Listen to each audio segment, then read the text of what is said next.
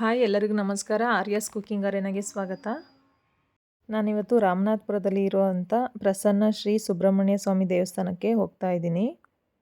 ನಾನು ಹಾಸನಿಂದ ಹೋಗ್ತಾ ಇರೋದ್ರಿಂದ ಗೊರೂರು ಮಾರ್ಗವಾಗಿ ಪಿರಿಯಾಪಟ್ಟಣ ರೋಡಲ್ಲಿ ರಾಮನಾಥ್ಪುರಕ್ಕೆ ಹೋಗಬೇಕು. ಹಾಸನಿಂದ 49ರಿಂದ 50 ಕಿಲೋಮೀಟ್ರ್ ಆಗುತ್ತೆ. ಸುಮಾರು 1-1/4 ಗಂಟೆ ಬೇಕಾಗುತ್ತೆ ದೇವಸ್ಥಾನಕ್ಕೆ ಹೋಗೋ ಅಷ್ಟರಲ್ಲಿ.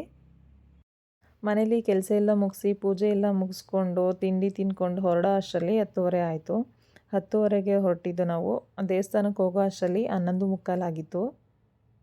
ನಮ್ಮ ಹಾಸನ ಅದ್ಭುತ ಶಿಲ್ಪಕಲೆಯ ಹಲವಾರು ದೇವಸ್ಥಾನಗಳನ್ನ ಹೊಂದಿರುವಂಥ ಜಿಲ್ಲೆ ಆಗಿದೆ. ರಾಮನಾಥ್ಪುರದಲ್ಲಿ ಇರುವಂಥ ಪ್ರಸನ್ನ ಶ್ರೀ ಸುಬ್ರಹ್ಮಣ್ಯ ಸ್ವಾಮಿ ದೇವಸ್ಥಾನ ಹಾಸನ ಜಿಲ್ಲೆಯ ಅರ್ಕಲಗೂಡು ತಾಲೂಕಿನ ರಾಮನಾಥ್ಪುರ ಎಂಬ ಊರಲ್ಲಿ ಇದೆ. ರಾಮನಾಥಪುರ ಶ್ರೀ ಸುಬ್ರಹ್ಮಣ್ಯ ಸ್ವಾಮಿ ದೇವಸ್ಥಾನ ಬಹಳ ಪ್ರಸಿದ್ಧಿ ಹೊಂದಿರುವಂಥ ದೇವಸ್ಥಾನ. ರಾಮನಾಥಪುರ ಅರ್ಕಲಗೂಡು ತಾಲೂಕಿನಲ್ಲಿ ಇರುವಂಥ ದೊಡ್ಡ ಹೋಬಳಿಯಾಗಿದೆ. ಶತಮಾನಗಳಿಂದನೂ ಇದು ಪವಿತ್ರ ಸ್ಥಳ ಅಂತ ಗುರುತಿಸ್ಕೊಂಡಿದೆ. ಹಾಗೆ ಇಲ್ಲಿ ತುಂಬಾ ದೇವಸ್ಥಾನಗಳಿದ್ದಾವೆ. ಹಾಗಾಗಿ ಇದನ್ನು ದೇವಸ್ಥಾನಗಳ ಊರು ಅಂತಲೂ ಕರೀತಾರೆ. ಮತ್ತು ಇಲ್ಲಿನ ವಿಶೇಷ ಏನು ಅಂದರೆ ರಾಮನಾಥಪುರನ ದಕ್ಷಿಣ ಕಾಶಿ ಅಂತಲೂ ಕರೀತಾರೆ. ಹಾಗೆಯೇ ಆನ್ ದಿ ವೇ ಹೋಗುವಾಗ ಗರುಡ್ ಡ್ಯಾಮ್ ಕಾಣಿಸ್ತು. ಮಕ್ಕಳಿಗೂ ಗರುಡ್ ಡ್ಯಾಮ್ನ ತೋರಿಸ್ಕೊಂಡು ಒಳಗಡೆ ಹೋಗೋಕ್ಕಾಗಲಿಲ್ಲ, ಸುಮ್ಮನೆ ನೀರನ್ನೂ ಬಿಟ್ಟಿರಲಿಲ್ವಲ್ಲ, ಹಾಗಾಗಿ ಒಳಗಡೆ ಹೋಗಲಿಲ್ಲ. ಆಚೆನೇ ಮಕ್ಕಳಿಗೆ ತೋರಿಸ್ಕೊಂಡು ಇದೇನೇ ಗರುಡ್ ಡ್ಯಾಮ್ ನೋಡಿ ಅಂತ ಹೇಳಿ ತೋರಿಸ್ಕೊಂಡು ಹೋದ್ವಿ.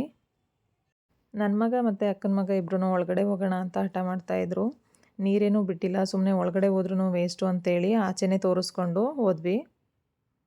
ರಾಮನಾಥಪುರ ಪ್ರಸನ್ನ ಶ್ರೀ ಸುಬ್ರಹ್ಮಣ್ಯ ಸ್ವಾಮಿ ದೇವಸ್ಥಾನನ ಕುಕ್ಕೆ ಸುಬ್ರಹ್ಮಣ್ಯ ಸ್ವಾಮಿ ದೇವಸ್ಥಾನದ ಸೇವಾ ಸಮಿತಿ ಅವರೇನೆ ನಡೆಸ್ತಾ ಇರೋದಂತೆ.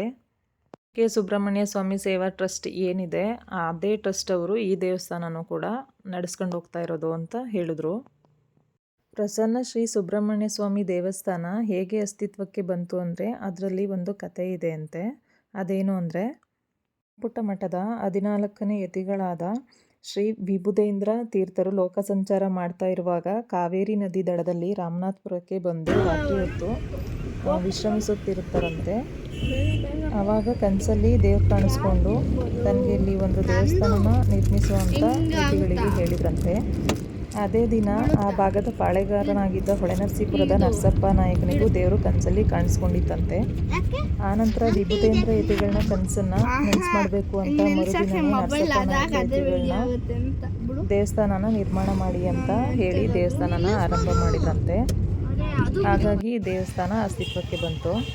ಈ ದೇವಸ್ಥಾನದ ವಿಗ್ರಹನ ಸಾಲಿಗ್ರಾಮದ ಕಪ್ಪು ಶಿಲೆಯಲ್ಲಿ ಕೆತ್ತಿರೋದಂತೆ. ಹಾಗೆ ಸುಬ್ರಹ್ಮಣ್ಯ ವಿಗ್ರಹದ ತಲೆ ಮೇಲೆ 7 ಹೆಡೆಗಳ ನಾಗದೇವತೆ ಇದೆ. ಹಾಗೆ ಪ್ರತಿ ವರ್ಷ ಜನವರಿ ತಿಂಗಳಲ್ಲಿ ಅದ್ದೂರಿಯಾಗಿ ಜಾತ್ರೆನೂ ಕೂಡ ನಡೆಸ್ತಾರಂತೆ.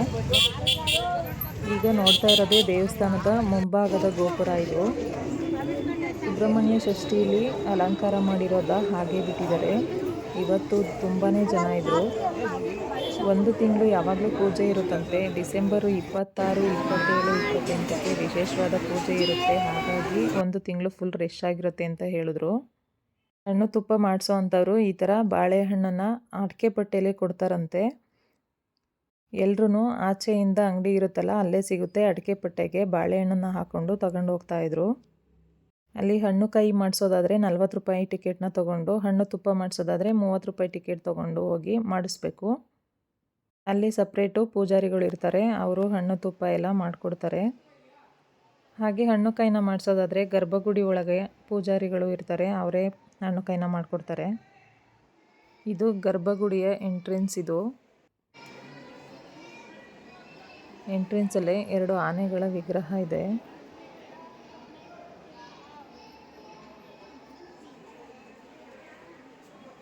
ಒಳಗಡೆ ಹೋಗಿ ದೇವ್ರ ದರ್ಶನ ಮಾಡ್ಕೊಂಡು ಬರೋಣ. ಯಾರ್ಯಾರು ಈ ದೇವಸ್ಥಾನಕ್ಕೆ ಹೋಗಿಲ್ಲ ವಿಡಿಯೋ ಮುಖಾಂತರ ದರ್ಶನ ಮಾಡ್ಕೊಂಡು ಬನ್ನಿ.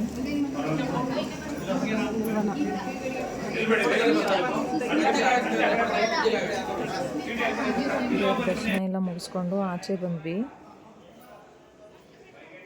ಆಚೆ ಬಂದು ಪ್ರಸಾದ ತೊಗೊಂಡು ಇಲ್ಲಿ ತೀರ್ಥ ತಗೊಂಡ್ವಿ. ಹಣ್ಣು ತುಪ್ಪ ಮಾಡಿಸೋವಂಥವ್ರು ನೋಡಿ ಅಡಿಕೆ ಪಟ್ಟೆನಲ್ಲೇ ಎಲ್ಲರಿಗೂ ಹಾಕಿ ಹಣ್ಣು ತುಪ್ಪನ ಮಾಡ್ತಾಯಿದ್ದಾರೆ. ನಮಗೆ ಇದೊಂಥರ ಇಲ್ಲಿ ವಿಶೇಷ ಅಂತಲೇ ಅನ್ನಿಸ್ತು. ಹಾಗೆಯೇ ಪ್ರಸಾದ ಕೂಡ ಕೊಡ್ತಾಯಿದ್ರು. ಪ್ರಸಾದ ತೊಗೊಂಡು ಆಚೆ ಹೋದ್ವಿ.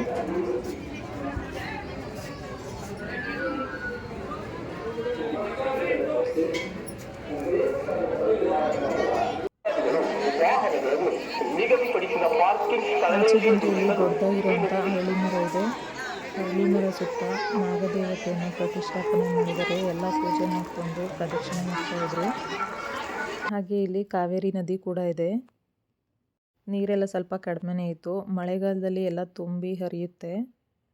ಇವಾಗ ಮಳೆಗಾಲ ಇಲ್ಲದೆ ಇರೋದ್ರಿಂದ ನೀರೆಲ್ಲ ಕಡಿಮೆ ಇತ್ತು. ಈ ನದಿ ವಿಶೇಷ ಏನಂದರೆ, ಈ ನದಿ ಒಳಗಡೆ ಒಂದು ಗೋಗಲ್ಲು ಅಂತ ಇದೆಯಂತೆ. ಅದ್ರ ಒಳಗಡೆಯಿಂದ ನುಸಿದ್ರೆ ಒಳ್ಳೆಯದಾಗುತ್ತೆ, ಏನೇ ಪಾಪ ಕರ್ಮಗಳಿದ್ರೂ ಪರಿಹಾರ ಆಗುತ್ತೆ ಅಂತ ಹೇಳ್ತಾರೆ. ಈ ಸ್ಟೋರಿನ ನಮ್ಮ ಅಜ್ಜಿ ಹೇಳ್ತಾ ಇರೋರು. ಗೋಗಲ್ಲು ಇದೆ, ಅಲ್ಲಿ ನಾವು ನುಸ್ತು ಪೂಜೆ ಮಾಡ್ಕೊಂಡು ಬರ್ತಾಯಿದ್ದು ಅಂತ. ನಮಗೂ ಒಂದು ಸ್ವಲ್ಪ ಇಂಟ್ರೆಸ್ಟಿಂಗ್ ಅಂತ ಅನಿಸೋದು. ಅದಕ್ಕೋಸ್ಕರ ಹೇಗಿದೆ ಅಂತ ನೋಡೋಣ ಅಂತ ಮಕ್ಕಳು ಕರ್ಕೊಂಡು ಹೋದ್ವಿ. ಇಲ್ಲಿ ಬಂಡೆ ಮೇಲ್ಗಡೆ ಬಸವಣ್ಣ ದೇವರು ಹಾಗೆ ಲಿಂಗಗಳು ಎಲ್ಲ ಇತ್ತು. ಅದಕ್ಕೆಲ್ಲ ಪೂಜೆ ಮಾಡಿಕೊಂಡು ಗಂಗೆ ಪೂಜೆ ಮಾಡಿ ಅಲ್ಲಿ ಹೊಳೆನಲ್ಲಿ ಸ್ನಾನ ಎಲ್ಲ ಮಾಡ್ತಾಯಿದ್ರು. ಅಲ್ಲೇ ಗೋಗಲ್ಲು ಎಲ್ಲಿದೆ ಅಂತ ಕೇಳಿಕೊಂಡು ಹೋದ್ವಿ. ಸ್ವಲ್ಪ ದೂರನೇ ಇತ್ತು ಅದು. ಇಲ್ಲೆಲ್ಲ ಸ್ವಲ್ಪ ಬಂಡೆಗಳೆಲ್ಲ ಇದೆ. ಅದ್ರ ಮೇಲೆ ಅಜ್ಜಿ ತಾತ ನೋಡಿ ನಡ್ಕೊಂಡು ಹೋಗ್ತಾ ಇದ್ದಾರಲ್ಲ, ಅಲ್ಲಿಂದ ಅಲ್ಲಿವರೆಗೂ ಹೋಗಬೇಕು. ನಾವು ಸ್ವಲ್ಪ ಜಾರುತ್ತೆ ಅಂತ ಎಲ್ಲರೂ ಹೇಳ್ತಾಯಿದ್ರು, ಅದಕ್ಕೆ ಭಯ ಪಟ್ಕೊಂಡು ನಿಂತಿದ್ವಿ. ಅವರು ಅಜ್ಜಿ ತಾತ ನಿಧಾನಕ್ಕೆ ನಡ್ಕೊಂಡು ಹೋಗ್ತಾಯಿದ್ರು. ತಾತ ಅಜ್ಜಿನ ಕೇರ್ಫುಲ್ಲಾಗಿ ಕರ್ಕೊಂಡು ಹೋಗ್ತಾಯಿದ್ರು. ನೋಡಿ ತುಂಬ ಖುಷಿಯಾಯಿತು. ಅಜ್ಜಿ ತಾತನೇ ಹೋಗ್ತಾ ಇದ್ದಾರೆ, ನೋಡೋಣ ನಾವು ಅಂತ ನಿಧಾನಕ್ಕೆ ನಾನು ನಮ್ಮ ಅಕ್ಕನೂ ನಿಧಾನಕ್ಕೆ ಹೋದ್ವಿ. ಹೋಗುವಾಗ ಸ್ವಲ್ಪ ಕೇರ್ಫುಲ್ಲಾಗಿ ಹೋಗಬೇಕು, ಯಾಕೆಂದರೆ ಬಂಡೆ ಮೇಲೆ ಪಾಚಿ ಕಟ್ಟಿದೆ. ಅದಕ್ಕೋಸ್ಕರ ನಿಧಾನಕ್ಕೆ ನೋಡ್ಕೊಂಡು ನಡ್ಕೊಂಡು ಹೋಗ್ಬೇಕು.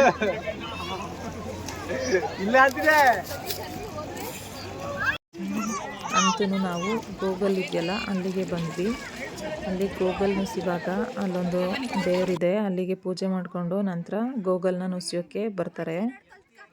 ನೋಡಿ ಇದೇ ಗೋಗಲ್ಲು. ಆ ಕಡೆಯಿಂದ ಒಬ್ಬರು ಕಳಿಸ್ತಾರೆ, ಈ ಕಡೆಯಿಂದ ಒಬ್ಬರು ಅವರನ್ನು ಎಳ್ಕೊಂಡು ಬರ್ತಾರೆ.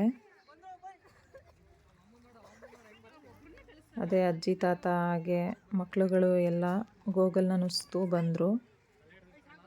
ನಮ್ಮ ಹಿಂದೂ ಟೆಂಪಲ್ನಲ್ಲಿ ಯಾವ ಥರ ಮಿರಾಕಲ್ಸ್ ನಡೆಯುತ್ತೆ ಅಂತ ನೀವೇ ನೋಡಿ. ಒಂಥರ ಅಚ್ಚರಿ ಅಂತಲೇ ಅನಿಸುತ್ತೆ. ನೋಡಿ ಆ ಕಡೆಯಿಂದ ಕಳಿಸಿದ ಅಜ್ಜಿ ಈ ಕಡೆಯಿಂದ ಬಂದು ಇವಾಗ ತಾತನೂ ಕೂಡ ಬರ್ತಾ ಇದ್ದಾರೆ.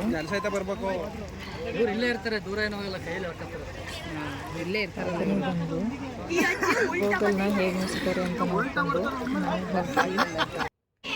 ಅಲ್ಲಿಂದ ಬಂದು ಇಲ್ಲಿ ವ್ಯಾಸಾಂಜನೇಯ ಸ್ವಾಮಿ ದೇವಸ್ಥಾನ ಇತ್ತು, ಅಲ್ಲಿನೂ ಕೂಡ ದರ್ಶನ ಮುಗಿಸ್ಕೊಂಡು ಆಚೆ ಬಂದ್ವಿ.